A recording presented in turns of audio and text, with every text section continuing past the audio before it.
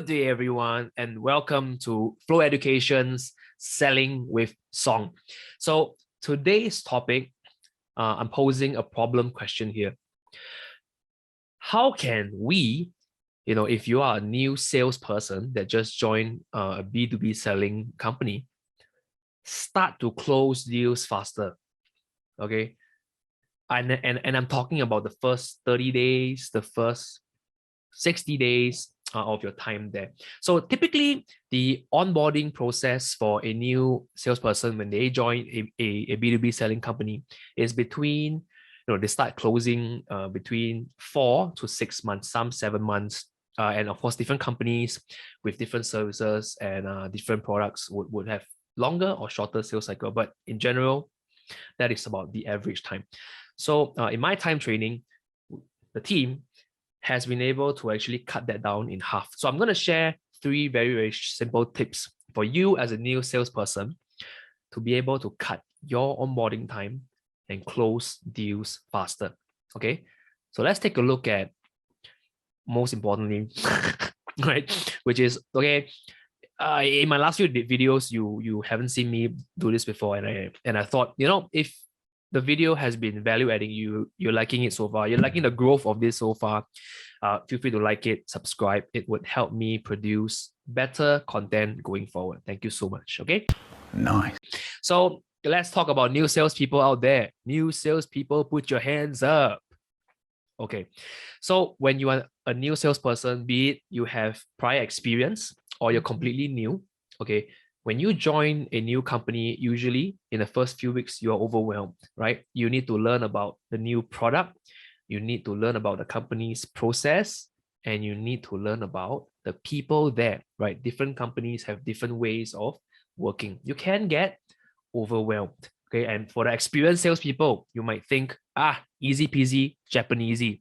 I can go in, I can slot in, I can fire right away. If you're lucky, that's the case. But in my experience, I've seen many experienced salespeople struggle a lot when they join new B2B selling environments because they need to unlearn. Okay, they need to unlearn what they've learned in the past, which may actually complicate things for them, right? I mean, if you're used to selling complicated solutions, big ticket items, and then you join a new setup and then you have to start selling smaller at first, you're going to overcomplicate the situation, which is what I see as one of the key issues affecting experienced salespeople. So really, your first 30 days as a new salesperson, always remember something: focus, keep it simple. Keep it simple, okay? Here are 3 tips to help you close deals faster as a new salesperson.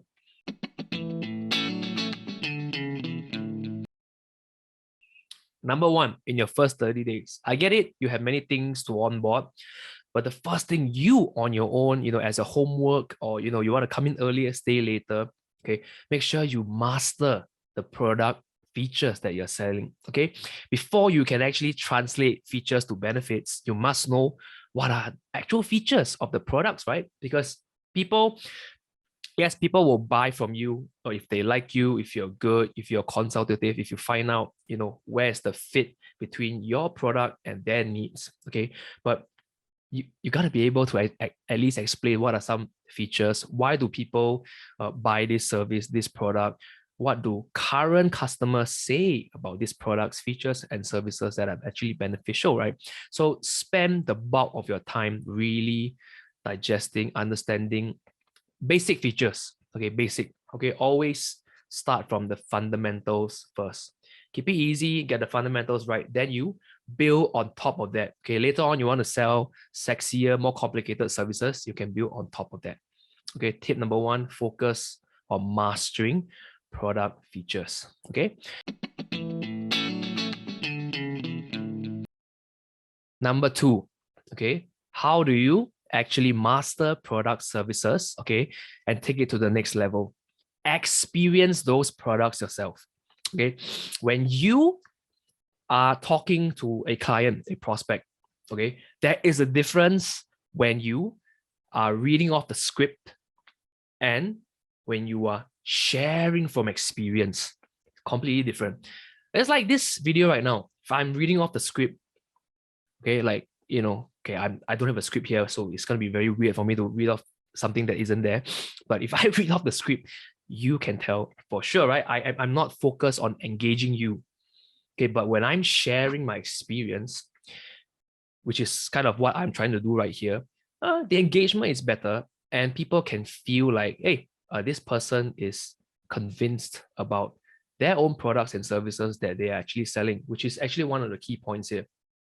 Before you can go out and try to influence someone, you got to be able to influence, convince yourself first. So one of the best ways is to experience it. And when you are selling via sharing of experiences, you're not actually selling. You're just sharing experiences that have been beneficial or sometimes not so beneficial to you. Okay, go and try the products for yourself. When I was selling software, I was setting up the software like a trial for myself, so I can see what are some of the pros, the cons, the use cases that I can easily translate into benefits for my clients, and more importantly, things that I believe in.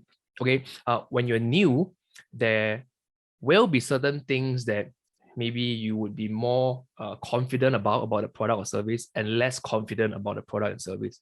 Identify that, okay, and learn from other people in terms of, no, maybe certain areas that you're not so confident in. Why are they so confident in that?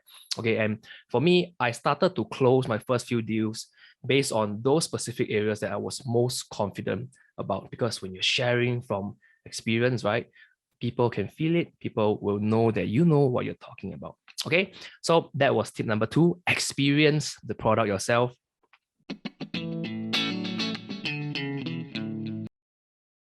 And lastly, very importantly, don't think too complicated.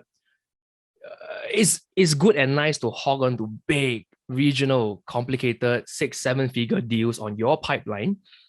But when you are new, you need more than just pipeline. You need momentum.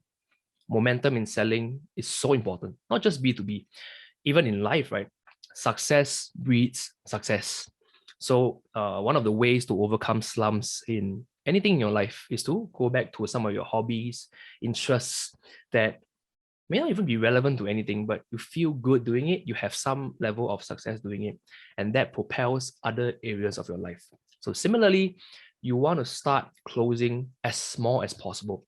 One of the most common issues I see experienced sales will face is that they fact find or they do discovery calls that are so complicated, and they are new, mind you, right? So they don't understand fully the extent of what that product or service, which is like a big ticket item, can do.